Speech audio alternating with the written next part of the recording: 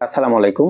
সঞ্চয়পত্র নিয়ে আমার সর্বশেষ একটা ভিডিওতে আমার এক অডিয়েন্স বন্ধু তিনি জানতে চেয়েছেন পারিবারিক সঞ্চয়পত্র রিটার্ন এবং এটি পুনঃবিনিয়োগ সম্পর্কে। তো বন্ধুরা, আজকের ভিডিওতে আমি আলোচনা করব পারিবারিক সঞ্চয়পত্র নিয়ে। আর আমার পরবর্তী ভিডিও হবে 5 বছর মেয়াদি 3 মাস অন্তর মুনাফা ভিত্তিক যে সঞ্চয়পত্র সেটি নিয়ে বিস্তারিত। তো বন্ধুরা, আসুন আসল আলোচনায় চলে যাই। বর্তমানে যে সঞ্চয়পত্রগুলো হয় সেই সঞ্চয়পত্রে নতুন একটা সিস্টেম চালু করেছে বাংলাদেশ ব্যাংক। সেই সিস্টেমটা হলো আপনি চাইলেই সঞ্চয়পত্রটা না ভাঙিয়ে কোনো ডকুমেন্ট না দিয়ে শুধুমাত্র একটা ফর্ম ফিল আপ করার মাধ্যমে সেইটি পুনরায় বিনিয়োগ করতে পারবেন। এতে করে সেই সময়কালে যখন আপনার ম্যাচিউরিটি হবে সেই সময়কালে যত ইন্টারেস্ট রেট থাকবে সেই নতুন ইন্টারেস্ট সেই অনুযায়ী আপনি মুনাফা প্রাপ্ত হবেন। তো এটি কিভাবে করা হয়? ধরুন আপনার সঞ্চয়পত্র আজ থেকে 1 সপ্তাহ পরে সেটি ম্যাচিউরড হবে।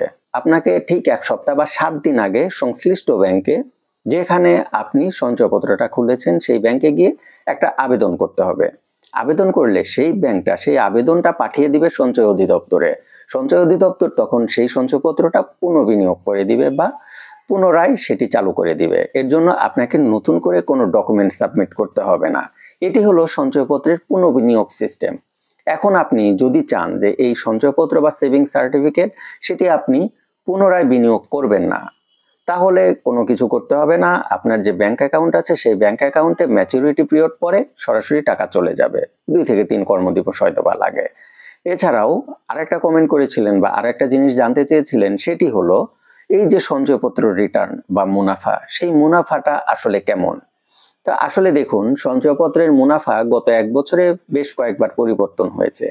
বর্তমানে সঞ্চয়পত্রের যে মুনাফা সেই মুনাফার হারটা আমি ডিসপ্লেতে আপনাদের দেখিয়ে দিচ্ছি, এবং সেই মুনাফার হার দিয়ে আসলে সার্বিক যে নিট মুনাফা সেটি অনেকেই বোঝেন না বা বোঝাটা কঠিন হয়ে যায়।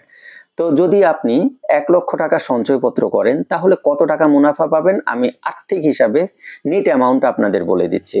আপনার যদি বিনিয়োগ সর্বমোট 5 লক্ষ টাকা পর্যন্ত হয় তাহলে 1 লক্ষ টাকা পারিবারিক সঞ্চয়পত্র, আমি আগেই বলেছি আলোচনা করছি পারিবারিক সঞ্চয়পত্র নিয়ে।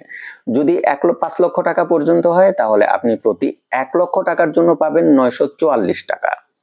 এছাড়াও আপনার যদি সেই 5 লক্ষ টাকা ক্রস করে 7,50,000 টাকা পর্যন্ত বিনিয়োগ হয়, সেই ক্ষেত্রে আপনি পাবেন 894 টাকা সামথিং কিছু পয়সা আছে সেখানে। এছাড়াও আপনার যদি 7,50,000 টাকা ক্রস করে ফেলে তাহলে আপনি কত পাবেন? তাহলে আপনি পাবেন 884 টাকা সামথিং বা কিছু পয়সা। এটি হলো পারিবারিক সঞ্চয়পত্রের ক্ষেত্রে বর্তমান মুনাফা। আপনারা জানেন পারিবারিক সঞ্চয়পত্রে গত 6 মাস আগেও রেটটা আরো একটু বেশি ছিল। বর্তমানে সেই রেটটা কমিয়ে এই হার করা হয়েছে এবং এই হার আশা করি আরো কিছুদিন চলবে। সঞ্চয়পত্রের হার বা রিটার্ন যেটাকে বলে সেটি ফ্ল্যাকচুয়েট করে। সরকার কিভাবে চাচ্ছে, তাদের কেমন হারে টাকা দরকার সেই অনুযায়ী।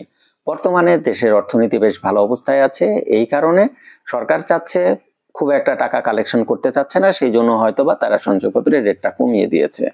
তো একটা দেশ যখন বা একটা দেশের সরকার যখন অর্থনৈতিকভাবে একটু স্টেবল অবস্থায় থাকে তখন তারা এই যে সেভিংস সার্টিফিকেট সেগুলোর মাধ্যমে কম টাকা কালেকশনের চেষ্টা করে, আর ঠিক তখনই এই হারগুলো তুলনামূলকভাবে একটু কমিয়ে দেয়।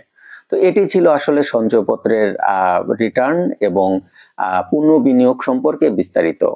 কেমন লাগলো আজকের ভিডিও অবশ্যই কমেন্ট করে জানাবেন। আমার আগেই বলেছিলাম আমার পরবর্তী ভিডিও হবে 5 বছর মেয়াদি 3 মাস অন্তর পারিবারিক যে মুনাফা ভিত্তিক সঞ্চয়পত্র সেটি নিয়ে কথা বলবো। সেই ততক্ষণ পর্যন্ত অপেক্ষা করুন, এবং আপনাদের যদি এর মাঝে আরো কিছু তথ্য জানার দরকার পড়ে তাহলে অবশ্যই কমেন্ট করে জানাবেন। এছাড়াও আরেকটা ভিডিও আমার চ্যানেলে আসবে, সেটি হলো মিউচুয়াল ফান্ড। মিউচুয়াল ফান্ড নিয়ে অনেকেরই কিন্তু জানার আগ্রহ আছে, সেটি নিয়ে আলোচনা হবে।